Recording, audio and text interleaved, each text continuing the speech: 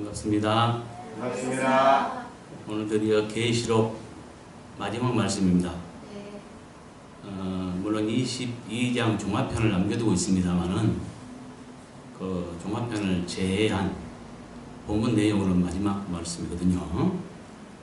계시록 22장은 총 4개의 말씀으로 구성되어 있는데 모두가 다 공통점이 뭐예요? 마지막 당부라고 했죠? 네. 그래서 이 마지막 당부는 뭐냐면은 아주 중요한 것들을 재당부하고 있어요. 그러니까 전에 했던 말씀들을 대부분 재당부하거나 아주 중요한 것들, 주의할 것이나 지켜야 될 것, 이것들을 갖다 당부하고 있는 거예요. 그러니까 우리가 꼭 지켜야 될 말씀들입니다. 아주 중요한 말씀들입니다. 계시록 맨 마지막에 하는 당부는 뭐냐? 더하거나 빼지 말아야 할 예언의 말씀인 요한계시록 해석의 중요성에 대한 마지막 당부라고 했어요. 간단히 말하면 계시록 해석에 대한 마지막 당부예요. 요한계시록은 예언의 책이고 상징의 책이죠. 그래서 매우 어렵습니다. 그런데 이걸 깨달아 보면 요한이 쓴 계시록이기 이전에 예수 그리스도의 계시의 책이죠. 네. 이 말은 곧 사람이 머리로 쓴 책이 아니다. 사람이 어떤 저자에 의해서 써진 책이 아니라 그야말로 예수 그리스도의 계시를 옮겨놓은 책이라는 거죠. 그 계시란 건 뭐냐면 하나님의 깊이 감격인 뜻을 갖다가 뚜껑을 열어 보여주듯이 드러낸 것, 이걸 계시라고 합니다. 이것은 예수 그리스도의 계시의 책이에요. 예수 그리스도의 계시라고 하냐? 예수께서 계시하셨기 때문에, 공개하셨기 때문에 예수 그리스도의 계시인 것이고요.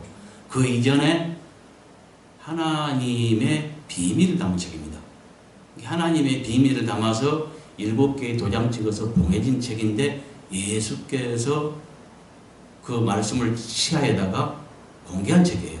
그리고 요한이 기록한 책이에요. 아멘. 그러니까 깨달아 보면 여호와의 복음인 거예요. 아멘. 그래서 제일 66권 중에 중요한 책이었고요. 또 이 책은 예언의 책인데, 예언의 책이란 건 뭐냐면은 실제로 장차 이 세상에 일어날 일들에 관한, 이렇게 세상과 하나님의 나라, 두 나라에서 일어날 일들을 미리 공개한 것. 때가 되면 반드시 이대로 이루어지죠. 그렇기 때문에 이 중요성은 말할 수 없습니다. 그래서 주님께서는 오늘 본문을 통해서 더하거나 빼지 마라. 하나님이 예언의 말씀, 이 두루마리에 기록된 말씀을 더하거나 빼지 마라 그러고 했어요. 아멘. 더한 것은 뭐냐면요, 여기에 기록된 사실에 더해버린 것으로서 가산된 것, 곧 그것이 누룩이 됩니다. 아멘. 누룩은 비진리로서 사람의 깊은 것이에요. 이 예언의 말씀은 하나님의 말씀인 것입니다. 사람이 여기다가 그냥 막 뻥튀기 해가지고 하나님을 이해한답시고 그래요. 하나님을 이해한답시고 막 뻥튀기 해가지고 없는 사실을 가산해 놓으면 그게 좋은 것이 아니라 누룩이 되어버려요.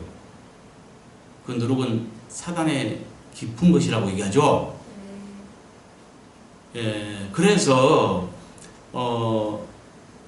가산하면, 더하면 이 책에 기록된 재앙들을 더해버린다고 했어요. 그 다음에 빼지도 말라, 제하지 말라. 이 책의 예언의 말씀에서 빼버리면 마치 없는 책인 것 마냥, 없는 어떤 내용인 것 마냥 전체적이든 부분적이든 무시하고 빼버리면 그 사람은 생명나무에 참여하면서 제해버리고요. 그 다음에 성에 들어가서 성을 누릴 그 권세를 제해버려요. 그러면 예루살렘 성을 누리지 못한다는 이야기거든요. 저주죠. 그래서 아주 중요합니다. 근데 오늘날 이 계시록을 깨달았다고 뭡니까? 가르치는 사람이 얼마나 많습니까? 수도 없이 많습니다. 근데 그것이 바로 깨달았다면 일치돼야죠. 근데 전하는 사람마다 각기 달라요. 어찌 된 것입니까? 주님 내게 말씀하시기는 너는 요한계시록을 전할 그 사명이 있다는 것을 깨닫거라 하면서 해도 안 되는 건 내가 있단다. 온 세상에 알려도 부족하다. 이렇게 말씀을 하시고요. 또 다른 사람이 전한 것들에 대해서는 뭐라고 말씀하시냐면 마치 뒷골목에서 노는 자들과 같다. 자기들 것을 짓밟는다고 생각한다. 왜냐하면 내가 지금 전하는 복음 이 계시록을 보면은 원칙 없이 된 게 아니고요. 너무나 완벽한 책으로서 심지어 2장씩 짝을 이루면서 연관성을 갖고 처음부터 끝까지 다 두 장씩 짝을 이룬 완벽한 2방면의 책이었죠. 네. 이런 걸 말하는 사람이 누가 있습니까? 그런데 인위적인 것이 아니라는 것. 나는 한 계시록을 지금까지 한 4번입니까? 4번을 써갔죠? 써가다가 그거 버리고 다시 깨닫고 하다가 이제 최종적으로 전에 많은 말들을 썼지만 그것들을 다 버렸습니다. 말할 수 없는 수고를 통해서 썼는데 그것들을 다 버리고요. 왜냐? 조금이라도 나는 누룩을 허락지 않기 위해서 혹시 누룩 섞인 것일까봐 전에 썼던 것들을 버리고요. 지금은 딱 할 말만 합니다. 더하거나 빼지 않기 위해서 내가 그 방법을 채택했던 이유는 바로 오늘 본문에 있습니다. 본문을 통해서 한번 깨달아 보자고요. 네. 자, 18절부터 같이 한번 보겠습니다. 내가 이 두루마리의 예언의 말씀을 듣는 모든 사람에게 증언하노니 만일 누구든지 이것들 외에 더하면 하나님이 이 두루마리에 기록된 재앙들을 그에게 더하실 것이요 만일 누구든지 이 두루마리의 예언의 말씀에서 제하여버리면 하나님이 두루마리에 기록된 생명나무와 및 거룩한 성의 참여함을 제하여 버리시라. 이것들을 증언하신 네가 이르세 내가 진실로 속히 오리라 하시거늘 아멘. 주의 예수여 오시옵소서. 주 예수의 은혜가 모든 자들에게 있을지어다. 아멘. 자, 18절에 말씀은 복수입니다. 그래서 말씀들로 개정했습니다. 그래서 18절에 이 두루마리의 예언의 말씀들을 듣는 모든 사람에게 증언하노니 만일 누구든지 이것들 외에 더하면 하나님이 이 두루마리에 기록된 재앙들을 그에게 더하실 것이요. 이 말은 요한계시록을 함부로 해석해서는 안 되는 이유로서 기록된 것들 외에 더하는 자는 어떤 재앙을 받게 될 것인가에 대한 설명입니다. 무슨 말인지 알겠죠? 네. 여기에서 이 두루마리의 예언의 말씀을 그랬죠? 네. 여기서 이 두루마리는 뭐냐면요, 요한계시록을 말합니다. 아멘. 그때는 뭐냐면 인쇄술이 발달되지 않았기 때문에 그 양피지나 파피루스를 사용했다 그랬죠. 네. 그래서 이렇게 둘둘 많은 형식으로 되어 있기 때문에 두루마리라고 하는 거예요. 네. 그러나 이것은 요한계시록을 말합니다. 그리고 요한계시록은 뭐예요? 특성이 예언의 책이에요. 예언이라고 하는 것은 때가 되면, 정한 때가 되면 반드시 그대로 나타날 일들을 말해요. 그것을 미리 알려준 거죠. 네. 그래서 계시록의 예언의 말씀 1장 1절에 보면 예수 그리스도의 계시라 하면서 이 예언의 말씀이라고 이야기해 주죠. 네. 예, 그래서 때가 되면 반드시 속히 될 일들을 그 종들에게 보이시려고 하면서 속히 이루어질 말씀으로 이야기하고 있습니다. 그렇죠? 네. 이 예언의 말씀들을 듣는 모든 사람에게 증언하노니 뭐라고 증언했어요? 이것들에 더하면 하나님이 이 두루마리에 기록된 재앙들을 그에게 더한대요. 그러니까 이 예언의 말씀 있는 그대로 기록된 그대로를 증거해야지 여기에서 무엇을 플러스 시켜서 가산해 버리면 안 돼요. 가산하는 것이 무엇 때문일까요? 하나님을 위해서 그러는 거예요. 전에 예수 잡은 자들도 하나님을 위해서 예수님을 때려 죽였어요. 예수님을 십자가에 못 박았어요.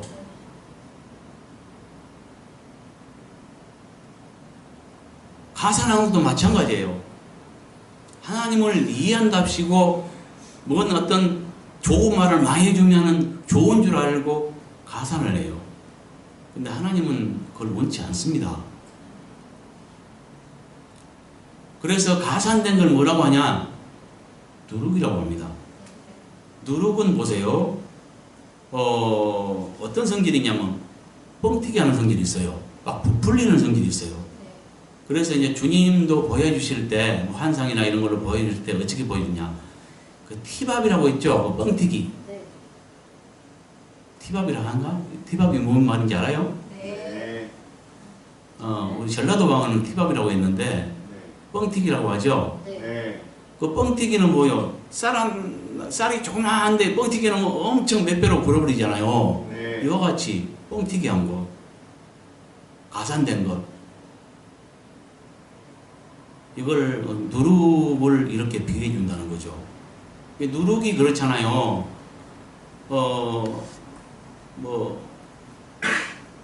재료의 어떤 밀가루에 반죽을 할 때 누룩을 집어넣으면 어떻게 돼요? 이것이 막 부풀는 성질이 있죠. 네. 그래서 누룩 섞인 빵은 굉장히 부드럽습니다. 그래서 먹기가 좋습니다. 카스테라 종류 같은 거 얼마나 부드럽고 먹기가 좋아요. 입에 넣으면 살살 녹죠. 진리도 그와 같습니다. 누룩 섞인 빵은요, 웃기기도 하고 막 얼마나 유창하게 말도 잘하고요, 코믹하게 하잖아요. 막 재밌게도 하고. 근데 많이 막 인간적인 어떤 것들을 부풀려 가지고 듣기 좋게 말하지만 그것이 누룩이라면 하나님은 기뻐하지 않습니다. 누룩 섞이지 않은 빵은요, 대신에 딱딱해요. 인내의 말씀이에요. 듣기 힘들어요. 실행하기도 힘들어요. 그 말씀을 지켜나가기도 힘들어요. 그러니까 목자들이 이 하나님의 진리를 갖다가, 하나님의 입에서 나온 말씀만이 진리입니다. 그 진리를 갖다가 막 희석을 해요. 희석제를 섞어요. 그래서 막 웃기기도 하고 어떤 진리를 바꿔서 우리가 구원 얻기가 굉장히 성경을 보면 힘들잖아요. 쉽지 않아요. 근데 그것이 우리가 그냥 교회만 입문하고 발 들어놓으면 다 구원 받아본 것처럼 이야기하잖아요. 이런 것들이 다 가산된 것이고 변질된 것입니다. 그것이 바로 누룩입니다. 이 누룩 먹는 자는 천국에 들어가지 못합니다. 누룩 먹는 자는 하나님의 백성에서 끊쳐져 버려요. 그래서 바깥 어둠의 자식은 될지언정 천국 백성은 되지 못합니다. 아주 중요하겠죠? 네. 그래서 예수님께서도 제자들에게 누룩을 주의하라 이렇게 말씀하셨어요. 그 누룩은 가산된 것, 부풀려진 것, 애곡된 것, 쉽게 말하면 신앙하기가 매우 어렵거늘, 구원에 이르기가 매우 어렵거늘 아주 쉽게 이미 이룬 것처럼 가르쳐버린 것. 또 신약 안에서는 물질복을 결코 복이라고 말하지 않습니다. 아멘. 두 주인을 겸하게 섬길 수 없나니 하면서 재물과 하나님을 겸하게 섬길 수 없다고 분명히 말하거늘 재물복도 복으로 여겨버려요. 그래서 양다리 걸치고 두 마리 토끼를 잡으려고 쫓아가요. 이 세상 축복도 받고 천국도 누리고 두 가지를 잡으려고 쫓아가나 그런 복은 없습니다. 아멘. 일단 이 세상에 한 달이 걸쳐놓으면 그 사람은 세상 사람인 거예요. 세상에 빠진 겁니다. 그런 자에게 천국은 없다는 걸 깨달아야 합니다. 아멘. 이런 것들이 누룩이에요. 그래서 하나님은요, 대먹은 자를 골라내기 위해서 두 방면으로 감춰놨습니다. 진리를. 한 방면은 아주 쉽게 구원을 얻을 것처럼 딱 말해놓고요. 또 한 방면으로는 아주 어려운, 구원 얻기가 아주 어렵게 말씀을 하고 있어요. 이 두 방면으로 말을 하고 있어요. 깨달아 보면 뭐냐? 둘을 말해요. 예를 들면 우리가 구원을 받을 때, 자, 이스라엘이 애굽의 바로의 고역 생활에서 건짐을 받고 하나님의 능력으로 뭡니까? 홍해를 도강해서 광야로 인도하죠. 이것도 하나의 구원입니다. 근데 목적을 이루지 못했습니다. 그들의 목적지는 어디예요? 가나안이잖아요. 네. 가나안에 들어갈 때 비로소 뭐냐면 그들은 가나안은 천국을 상징하거든요. 약속 땅. 가나안에 들어갈 때 비로소 목적을 이룬 겁니다. 아멘. 홍해를 거쳐서 하나님이 그 큰 능력으로 독수리의 날개로 업어서 인도했다고 말하잖아요. 네. 그래서 바로의 손에서 건져내서 광야로 구출된 것입니다. 깨달아 보면 뭡니까? 애굽의 바로 밑에서의 고역 생활은 세상, 애굽은 세상을 상징하고요. 홍해 도강은 침례라고 세례라고 바울은 말하고 있고요. 고린도전서를 통해서 말합니다. 우리 조상이 물과 구름으로 세례를 받고, 그건 뭐냐면은 홍해 도강을 말하고요. 그 다음에 광야 교회에서 이렇게 말해요. 그 광야는 교회 생활을 말합니다. 지금에 바울이 그렇게 해석하고 있어요. 네. 교회 생활을 한다 할지라도 목적을 이루지 못했습니다. 아멘. 가나안에 들어가기 전까지는. 네. 근데 여자와 어린아이를 제외한 60만 대군이 애굽으로부터 구출을 받고 광야 생활, 꼭 교회 생활을 했지만 목적을 이룬 자는 여호수아와 갈렙, 하나님을 철저하게 믿었던 믿음 있는 여호수아와 갈렙만 들어갔고요. 59만 9,998명이 광야에서 다 끝없이 죽었어요. 목적을 이루지 못한 걸 말합니다. 그들은 잘못 신앙한 자로서 바깥오는 것에 들어간 걸 말합니다. 그래서 이스라엘이, 열매 없는 이스라엘이 바깥세상에 들어갔죠? 근데 오늘날 교인들이 그걸 되풀이하고 있어요. 이미 구원 얻은 것처럼 다시 세상을 동경하면서 세상의 재물과 명예를 붙잡으려고, 천국도 붙잡고 이 세상 축복도 붙잡고 하려고 두 마리 토끼를 붙잡으려고 양다리 걸치게 하고 있다는 거죠. 그런 법은 없습니다. 아멘. 그런 자는 세상에 빠진 자요, 그런 자에게 천국은 없다는 거 아멘. 깨달아야 합니다. 네. 세상 복을 축복이라고 가르치는 목자에서 떠나십시오. 그는 잘못 깨달은 자요, 가짜입니다. 바깥 어둠의 자식으로 인도해버린 것입니다. 천국을 인도하지 않고.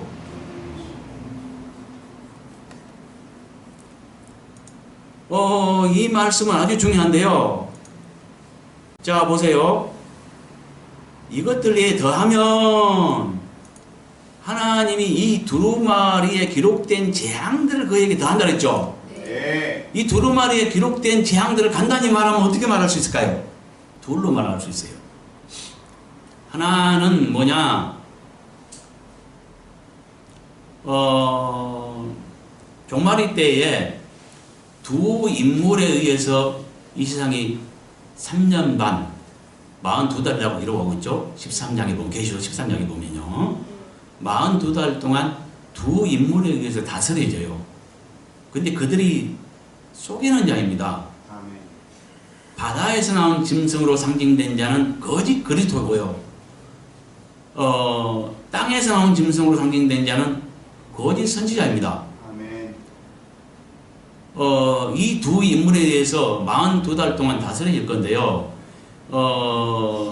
어떤 속임이 있냐면요. 바다에서 나온 짐승으로 상징된 자는 42달 동안 세계 연안을 다스리면서 자기가 하나님처럼 경배를 받아요. 그러니까 그는 깨달아보면 가짜 그리스도입니다. 정치인 중에 한 명인데 세상 정치인 중에 한 명이 나타나는데 이는 불법자요. 자기를 신격화하고 우상화해요. 그래서 자기가 약속된 메시아가 온 것처럼 위장을 하고 사람들한테 경배를 받습니다. 그리고 경배하지 않는 자는 몇이든지 옥에 가두거나 죽이기도 합니다. 거기서 계시록 13장 1절부터 10절까지 기록되어 있고요. 또한 짐승으로 상징된 땅에서 나온 짐승으로 상징된 이 자는 거짓 선지자입니다. 이는 땅이라는 건 뭐냐면은 생명체를 내고 자라는 장소로서 교회를 상징합니다. 이 땅에서 나온 짐승은 그러면 당연히 거짓 선지자이죠. 왜냐하면 그는 교인 중에 대표로서 통합 종교 대표인데 선지자 이름으로 활동하나 자칭 선지자, 곧 주님께 인정 못 받은 거짓 선지자일 것입니다. 이 자가 하는 짓을 봐도 거짓인지 알아요. 그 바다에서 나온 짐승으로 상징된 거짓 그리스도를 우상화하고 그를 경배하게 해요. 하나님만 경배하게 해야 될 교회 중의 대표가 그 가짜를 경배하게 해요. 그의 우상을 만들고 그를 경배하게 하고 경배하지 않는 자는 몇인지 죽이게 해버려요. 그 다음에 그들을 갖다가 통제할 수단으로서 돈 없이 못 살자고 그러니까 돈을 바꿔요.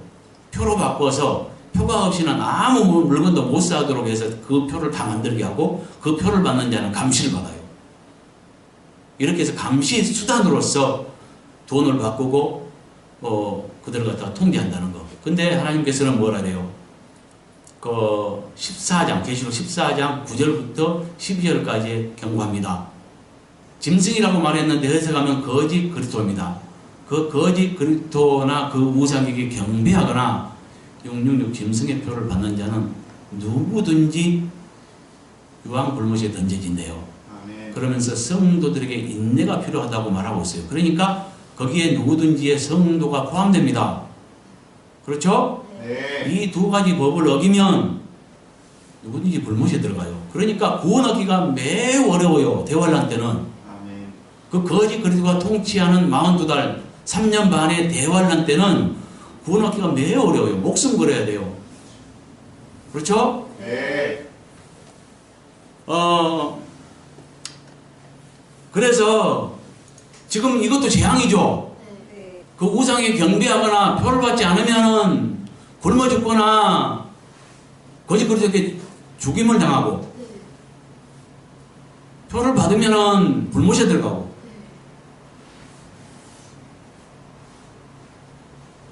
말할 수 없는 재앙이죠. 네. 그래서 구원을 얻기 위해서는 순교를 불사해야 돼요. 아멘. 그래서 많은 사람이 이때 순교자가 발생할 겁니다. 이것이 하나의 기록된 재앙이에요. 대표적인. 아멘. 또 하나가 있어요. 요한계시록 8장에 보면요. 7죄인, 그러니까 7개 도장 찍어 봉해진 책인데 그 중에 마지막인 7죄인을 딱 뗄 때 7나팔로 구성되어 있다는 걸 알 수 있죠. 그 7죄인에 속한 7나팔은 각 나팔마다 한 재앙을 가지고 있습니다. 그래서 8장 7절부터 12절에 보면은 4나팔이 띄어지는데요. 첫째 나팔은 땅 3분의 1이 파괴되고요. 둘째 나팔은 바다 3분의 1이 파괴되고요. 셋째 나팔은 강 3분의 1이 파괴되고요. 넷째 나팔은 뭐요? 하늘 3분의 1이 파괴되죠. 네. 이것은 그 환경 파괴로서 간접적인 재앙을 말합니다. 아멘. 이제 이것은 큰 것은 아니에요. 지금도 진행되고 있습니다. 그렇죠? 네. 바다에도 그 뭐 적조 현상이 일어나서 막 많은 물고기가 죽거나 어떤 뭐 해산물 양식장이 막 폐사를 하고 이렇잖아요. 옛날 같지 않잖아요. 3분의 1이 파괴된 걸 말해요. 환경 오염으로 인해서. 아멘. 육지의 모든 오염은 다 바다로 흘러가고 결국 영향을 끼치게 돼 있거든요. 전쟁과 같은 아니면 여러 가지 어떤 과학의 발달로 인한 그 영향으로 파괴된 환경을 말해요. 그래서 땅, 바다, 강, 하늘 이 모두가 동시에 파괴돼 가요. 이것은 지금도 그러니까 나타나고 있는 현상입니다. 진행되고 있는 현상입니다. 아멘. 이것들은 간접적인 재앙에서 큰 문제가 아니에요. 그러나 재앙은 재앙입니다. 아멘. 그런데 이제 나머지 새 나팔로 인한 새 재앙은 달라요. 이게 두 그룹으로 형성되어 있죠. 첫째 그룹인 내 나팔로 인한 내 재앙은 간접 재앙을 말하고요. 네. 이건 별것이 아니라 나머지 5, 6, 7째 나팔인 두 번째 그룹의 이 나팔로 인한 재앙은 그 화가 커요. 그래서 계시록 18장 13절에 보면 그 남은 자들에게 새 화가 있대요. 누구냐면은 대환란 전에 들림받지 못하고 땅에 남겨진 사람들에게 있을 대환란 때 있을 큰 새 재앙이 있는 걸 말합니다. 근데 9장에 보면요, 남은 세 재앙 중에 2재앙이 기록되어 있죠. 네. 5째 나팔 불 때 황충 쏘는 고통이 있죠. 네. 6째 나팔 불 때 마병대의 공격으로 인해서 그 전쟁에서 3분의 1이 죽죠. 네. 그래서 이건 직접적인 재앙입니다. 수많은 사람이 고통을 받거나 죽어나가요. 네. 그 다음에 또 한 재앙이 있죠. 네. 계시록 11장 14절에 보면 마지막 재앙을 말해요. 마지막 화나 재앙이나 똑같은 말입니다. 네.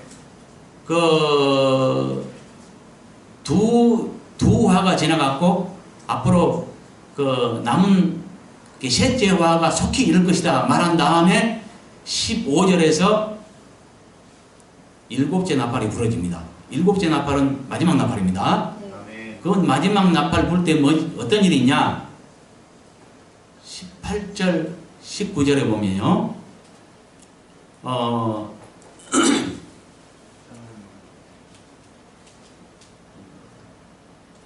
큰 우박과 지진으로 인한 화가 있죠. 네. 이것이 마지막 장입니다. 그래서 11장에서 딱 끝나요. 아멘. 이렇게 계시록은 전반부 후반부 나눠지는데 아까 계시록을 갖다가 뭐라 했습니까? 그 1장 19절에 근거해서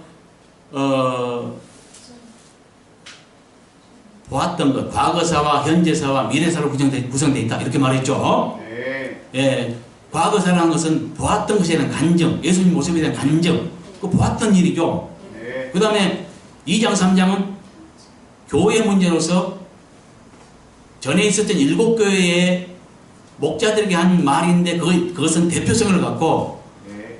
그것들을 들어서 항상 성령이 교회들에게 하시는 말씀으로 현재적인 말씀으로 주신다는 것. 그래서 7교회 문제는 현재 존재하는 교회 문제를 말합니다. 아멘. 그 다음에 4장부터는 그 이후로는 그 장래 일을 말하는데 7인 순서대로 말한다 그랬죠. 네. 그래서 11장에 딱 끝나요. 완전히 끝나버리고 그리고 12장부터는 전반부에서 했던 내용에 대한 중요한 것들을 다시 달아주는데 그 세부사항을 다시 말해주고 있는 거예요. 아멘. 그러니까 전반부 11장에서 딱 끝나버리고요. 후반부인 12장부터는 전반부 했던 것을 반복인 겁니다. 아멘. 그러면 쫙 있겠죠. 네. 이 11장 18, 19절에서 말하는 7째 나팔 불 때 있을 마지막 재앙. 이 7째 나팔 불 때 있을 마지막 화는 어떻게 구성되어 있어요? 16장에 보니까 7 대접 재앙으로 구성되어 있다는 거예요. 그것도 또 7단계로 구성되어 있어요. 아까 7째 인이 7인 중에서 6인은 각각 하나의 비밀을 말했는데 7째 인은 7 나팔로 구성되어 있듯이 또 마찬가지로 그 7 나팔 중에서 6개의 나팔은 각각 하나의 재앙들을 가지고 있었는데 마지막 나팔은 7 대접으로 구성되어 있다는 것. 7개의 재앙으로 구성되어 있어요. 아멘. 그걸 말해요. 네. 뭘 말하는지 알겠죠? 네. 그래서 자, 왜 이걸 말하냐면 7 대접 그 재앙 거기에 보면 16장에 보면 이것이 창세 이후로 없었던 제일 큰 우박과 지진이 나요. 네. 거기서 상세 설명을 해줍니다. 아멘. 11장 18, 19절에서는 큰 지진과 우박이 있는 건 알지만은 창세 이후로 제일 큰 지진인 것을 몰라요. 근데 16장에서 그것을 다시 재설명하면서 그걸 상세하게 설명해 준다는 거. 이제 간단히 말하면 자, 7 대접 재앙은 그냥 적게 두고요. 7 나팔 이렇게만 말합시다. 우선 복잡하니까. 네. 예, 이렇게만 이해하세요. 그래서 7 나팔은 각각 한 재앙을 가지고 있음으로써 7 재앙, 7 화로 구성되어 있다는 것. 네. 그러니까 이제 둘로 간단히 말할 수 있단 말이죠. 네. 7 나팔로 인한 화, 7개 화. 네. 또 하나는 뭐예요? 유황. 종말 때에 이 세상을 다스릴 두 인물로 인한 속임수, 네. 그로 인한 재앙. 아멘. 이 둘로 말할 수 있다는 것. 네. 그러니까 뭐예요? 이 예언의 말씀인 요한계시록에서 그대로 증거하지 않고 여기서 가산해버릴 때, 더해버릴 때, 누룩을 전파할 때 이제는 어떻게 돼요? 이 재앙들을 더하겠다는 거예요. 네. 근데 이 마지막 재앙은 쭉정이들의 주소입니다. 네. 알곡이 못되고 쭉정이들. 2번의 부활이 있어요. 알곡들의. 네.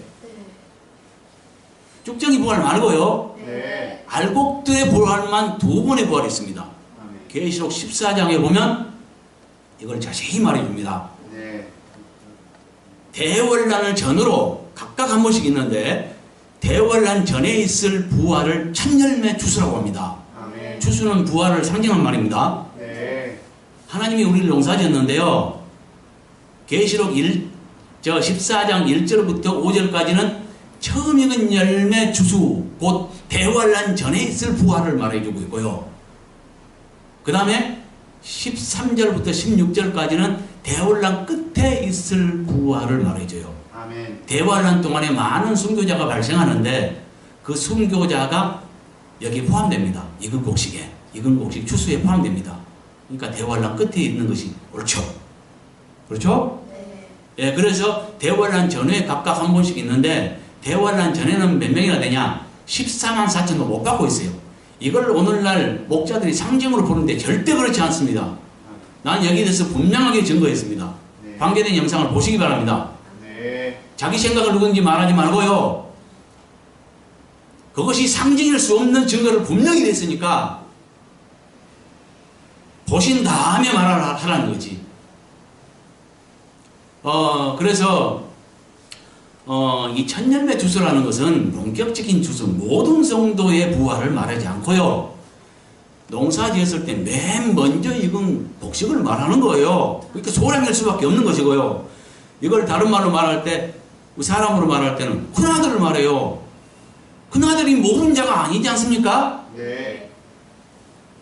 만물, 천열매, 큰아들 같은 말입니다. 아멘. 그래서 14만 4천 그 천열매의 수는 14만 4천도 못 받고 있고요. 그들이 모두가 될 수 없는 증거, 천열매라고 말하고 있는 것, 그게 제일 큰 증거고요. 그 다음에 또 한 번의 주수를 말하고 있다는 것. 익은 곡식 주수, 이것이 본격적인 주수죠. 이것은 모든 알곡들, 열매 맺은 모든 자들의 부활을 말합니다. 이것은 대환란 끝에 마지막 나팔, 곧 7째 나팔 때 있는 것입니다. 이해갔죠? 네. 왜 이걸 말씀드리냐면 지금 보세요.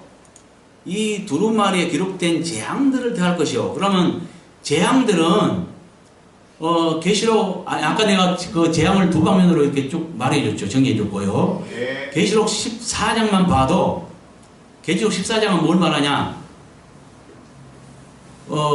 세 번에 걸쳐 진행될 두 종류 주수를 말해요. 네. 횟수로는 세 번의 주수가 있는데 종류로는 두 종류예요. 아멘. 종류를 말하면 알곡줄과 쭉정이들의 주수를 말해요. 아멘. 그러니까 두 종류죠. 네. 세 번이라 하면 알곡줄의 주수가 두 번 있어요. 네. 대궐난 전에 보좌 앞으로 들림받을 천열매 주수가 있고 13만 4천. 그 다음에 대궐난 때 많은 순교자가 발생하고 그들을 포함한 나머지 열매 맺은 알곡들의 주수가 마지막 나팔, 곧 대궐난 끝에 있을 마지막 나팔인 일곱째 나팔 부를 때 한 번 있는 겁니다. 그리고 또 하나의 주수를 말하죠. 진노의 포도송이 주수 이렇게 말하죠. 네. 그건 우리가 느낌상으로도 알 수 있어요. 쭉정이들의 주수라는 것. 하나님이 진노하셨어요. 그래서 포도송이를 거두어서 뭡니까? 주스 따듯이 그 틀에다 넣고 확 밟아버려요. 그러니까 뭐냐면은 쭉정이들을 거두어서 포도 주스 짜듯이 압사시켜버린 제일 큰 지진으로 인한 환란, 이 심판을 말합니다. 그러면 몇 번 있어요? 세 번. 총 세 번 있죠? 네. 근데요, 그런데 내가 지금 무엇을 말하려냐면, 이 모든 재앙들을 피할 자가 누구예요? 부활대. 천년을 부활할 자예요. 네. 예언의 말씀에, 그러니까 계시록에 기록된 재앙들을 모두 면하고 아버지 앞에 갈 사람들은 천열몇 분이에요. 아멘. 대환란 전에 들림 받아버리니까. 네. 아까 내가 말한 그 일곱 나팔로 인한 재앙은 나팔마다 재앙을 가지고 있지만 첫째 그룹을 이루는 간접적인 재앙은 지금도 당하고 있고 이건 별 문제가 아니라 했습니다. 네. 거기서 말하려고 하는 것은 남은 새 나팔로 인한 새 재앙의 주안점을 가지고 있어요. 네. 그러면 이해갔죠? 네. 그래서 여기서 말하는 그 큰 재앙들을 면하고 면할 자들은 누구냐? 14만 4천 분이에요. 아멘.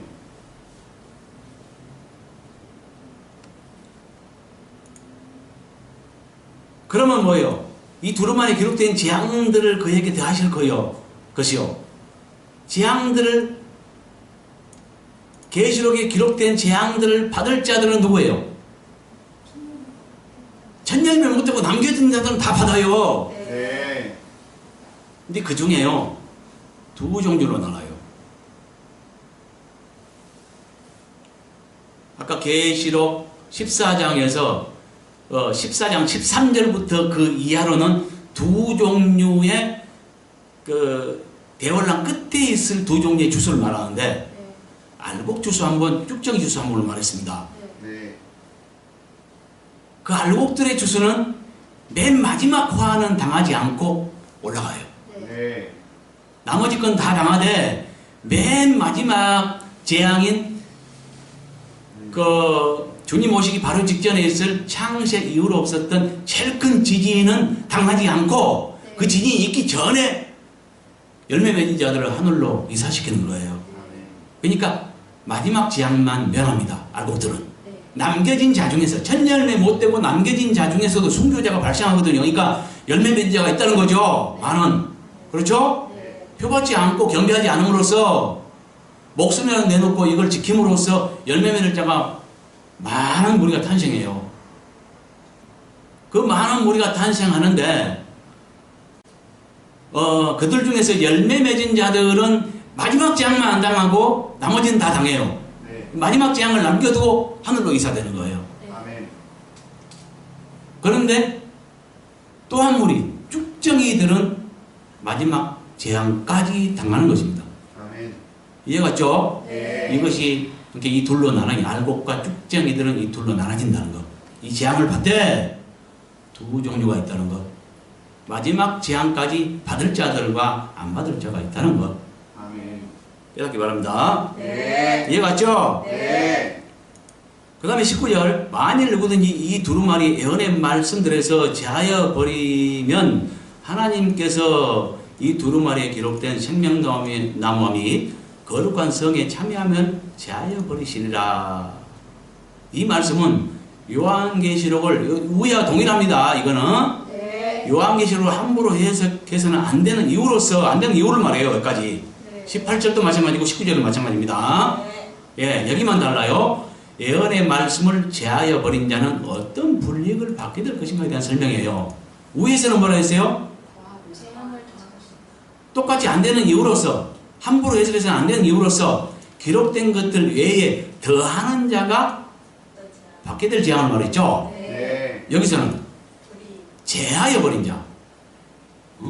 아까는 가산시킨 자. 네. 없는 것을 부풀린 자. 네. 이 자도 재앙을 받게 돼요. 네. 그걸 18절에서 말했고요. 네. 19절에서는요. 빼버린 자. 네. 여기는 통째로 빼버린 자도 있을 것이고 계시록을 무시하면 그렇죠. 네. 무시한 자는 통째로 뺀 자입니다. 네. 있는 그대로 받아야 됩니다. 전하는 자도 마찬가지고요. 듣는 자도 마찬가지입니다. 네. 있는 그대로를 인정해야 합니다. 전하는 자가 잘해야 되겠죠. 네. 근데 이것을 갖다가 더하거나 빼면 안 된다는 거예요. 빼버린 자는 어떻게 되냐? 어떻게 돼요? 생명나무에 참여한 거 제해버리고요. 네. 거룩한 성에 들어갈 특권에 제해버려요.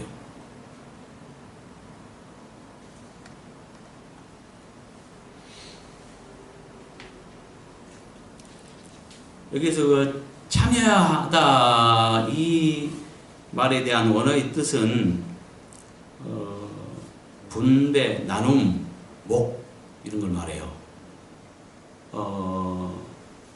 그러니까 뭐예요? 이것은 마치 그 이스라엘이 가나안에 들어가서 그 이긴 자들이 각 지파대로 땅을 분배받잖아요. 네. 예, 그 자기 몫을 차지하는 것. 그러니까 상속을 말해요, 상속. 최종적인 복이 뭐예요?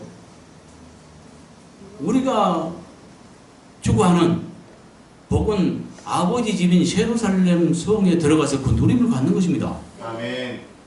그렇죠? 네. 근데 그 참여함에 제해버려요. 자기 몫이 없어요. 상속받지 못해요. 그리고 생명나무에 참여함에 제해버린다는 것은 뭐예요? 생명나무가 어디 있냐면은 보호자 앞에서 생수가 쭉 보호자에서 생수가 흘러나오죠. 네. 그래서 생명강을 이루고요. 네. 생명강 좌우에 생명나무가 있죠. 네. 그래서 달마다 12가지 과일이 맺히는데 요거에 참여함을 제해버리는 거죠. 그러니까 마찬가지입니다. 성 안에 들어갈 권세를 얻지 못하고 성을 누릴 권세를 갖지 못하고 거기서 제해돼 버린 걸 말합니다. 아멘. 있는 그대로 모든 누룩을 바로잡고 있는 그대로를 인정해서 성경으로 성경을 해석하는 방법, 곧 더하거나 가산하지 않으려고 깨달은 것을 문제처럼 성경 각절 위에 쓰고, 그래서 깨달은 말씀 곧 문제를 읽고 그 문제에 대한 답이 성경이 되도록, 이것이 더하거나 빼지 않고 연구하는 최고의 방법입니다. 그러니까 누룩을 제거하는 최고의 방법인 것입니다. 아멘. 그래서 철저하게 이렇게 해왔어요. 네. 이걸 깨닫기 전에는 내가 뭡니까? 그 전에 많은 어떤 문서를 써서나 다 버렸다고 했지 않습니까? 네. 그리고 다시 써가는 거예요. 이것이 최고의 방법이고요. 더하거나 빼지 않고 진실대로 그 예언된 그대로 그 예언의 말씀 모든 것을 인정해 주면서 임의로 해석하지 않고 성경이 답이 되도록 깨닫는 이 방법, 최고의 방법인 것입니다. 여기에 네. 눈을 떠야 합니다. 아멘. 그 다음에 20절 이것들을 정언하신 분이 이르시되 내가 진실로 속히 오리라. 여기 오리라는 간다 이렇게 했는데요. 이건 누가 하신 말씀이에요? 예수님. 하시거늘 아멘 주 예수에 오시옵소서. 예수님이죠. 네. 그리고 어느 장에도 능동태가 아닙니다. 능동태면 하나님 자신이 친히 와야죠. 능동태가 아니라는 것은 중간태나 수동태를 말하는데 꼭 그것은 성령이 오시든지 예수님이 오시든지 보냄을 받고 오는 것을 말하겠죠. 네. 그런데 여기는 예수님이라고 분명히 말하죠. 네. 그분은 아버지 품속에 있다가 육신을 입고 사람의 모양으로 마리아의 태를 통해서 나타나셨고요. 아멘. 죽음과 부활과 승천의 과정을 거쳐서 아버지 보좌 우편에 계시다가 약속대로 정한 때에 다시 오실 분입니다. 네. 그러니까 예수님 입장에서 말해야죠. 네. 간다 이래야죠. 맞죠? 네. 원의 뜻은 간다 나온다 둘도 표현할 수 있습니다. 근데 깨달아 보면 간다 이래야 맞다는 이야기죠. 그래서 이것들을 정하신 분이 이르시되 내가 진실로 속히 간다. 그거 현재 시제고요. 네. 간다 하시거늘 아멘 주 예수에 오시옵소서. 이 말은 계시하신 예수님께서 뭐라 말씀하셨는가와 그 말씀에 대한 요한이 뭐라고 하답했는가에 대한 설명이죠. 네. 자, 내가 진실로 속히 간다. 이것은 예수님이 하신 말씀이고요. 네. 그 말씀 끝에 아멘 주 예수에 오시옵소서. 이 말은 요한의 화답이죠. 화답. 네. 내가 진실로 속히 간다. 이 말 끝에 대한 화답으로서 아멘 주 예수에 오시옵소서. 이 말이 쉬울 것 같지만 쉽지 않습니다. 지금 예수님께서 당장에 오시겠다고 하면 여러분 걱정이 앞섭니까? 요한처럼 아멘 주 예수에 오시옵소서 하고 환영하시겠습니까? 준비 안 된 자는 이렇게 말 못합니다. 그렇죠? 네. 준비가 뭔지도 몰라요. 잠깐! 조금만 기다려주세요. 부랴부랴 수습하고 준비하려고 할 필요가 있다면 아직 준비 안 된 거죠. 요한은요, 원래 목숨보다 주님을 사랑한다는 증거를 가진 자로서 12사도 중에 유일하게 그 증거를 가졌던 자로서 수제자였고 정말로 주님을 사랑한 자죠. 주님도 말씀하시길 항상 이겼대요. 이는. 그러고 주를 항상 생각하고 십자가에 앓으신 주님을 생각하면서 이겼대요. 한 번도 그런 패배지 않았다고 이렇게 말씀하시더라고요. 너무너무 그 사랑의 사도요, 정말로 신앙을 잘하는 사람입니다. 그래서 이는 항상 준비되어 있었어요. 그리고 뭡니까? 항상 예수 그리스도를 기다리는 재림 신앙으로 살았습니다. 어떤 자에게 예수님 오실 때가 가깝다 하면은 아직 멀었어. 그 뭐 시한부적인 종말론 주의자처럼 생각하면서 잘못했다고 여기는 사람들, 예수님은 아직 멀었어. 오실라면 아직 멀었다고 생각하는 사람은요, 내가 예언할게요. 그 사람은 절대 준비 안 된 사람입니다. 왜냐고요? 구구단 224, 236, 248, 250 나오듯이, 공식적으로 나오듯이 준비되려면 재림신앙을 가져야 준비될 수 있습니다. 아멘. 아멘 주 예수여 오시옵소서 하는 신앙으로 항상 기다리는, 예수님 재림을 기다리는 재림신앙을 갖지 않는 자는 절대로 준비 안 돼 있고 세상에 빠져 있다는 것. 여러분 재림신앙을 가지세요. 아멘. 항상 언제 오더라도 아멘 주 예수 오시옵소서 하면서 요한처럼 기쁘게 맞을 수 있도록 자신을 정결하게 하고 항상 회개할 거 회개하고요. 그래서 주님의 신부로 정결한 신부로 준비하는 여러분 되시기 바랍니다. 네. 그 다음에 21절 주 예수님의 은혜가 모든 자들에게 있을지어다. 아멘. 이 말은 뭐예요? 끝맺는 말이죠. 네. 요한이 한 말이죠. 네. 근데 기도입니다. 네. 그렇죠? 그러니까 끝맺는 말씀으로서 요한이 뭐라고 기도했는가에 대한 설명이에요. 뭐라고 기도했어요? 주 예수님의 은혜가 모든 자들에게 있을지어다. 그렇죠. 아까 위에서는 예수님의 말씀에 대한 빨리 오신다는 속히 오신다는 말씀에 대한 화답이었고요. 화답으로서 예수님을 향해서 오시라고 받아들였고요. 그 다음에 21절은 끝맺는 말로서 누구한테 있어요? 읽는 자들. 모든 자들에게. 그러니까 이 대상이 누구예요? 이 말씀을 듣는 모든 자들. 네. 그들을 향해서 뭘 믿었어요? 주 예수님의 예수님의 은혜. 은혜를 믿었죠. 여기 평강은 빠졌습니다만은 그 서신서들 보면은 바울이나 다른 제자들이 그 쓸 때 편지를 쓸 때 항상 첫인사도 그렇고 끝인사도 그렇고 하나님의 사랑과 예수 그리스도의 은혜와 성령의 주시는 평강으로 기도를 하든지 축복을 빌죠. 네. 예. 은혜라는 것은 예수께서 십자가에서 흘리신 피, 그 십자가에서 행하신 그 행위로서 우리 구속을 이루시고 값없이 부어주시는 선물 말이에요. 그러니까 최고의 축복을 빈 거죠. 네. 은혜보다 더 귀한 것은 없습니다. 아멘. 그렇죠? 네. 예.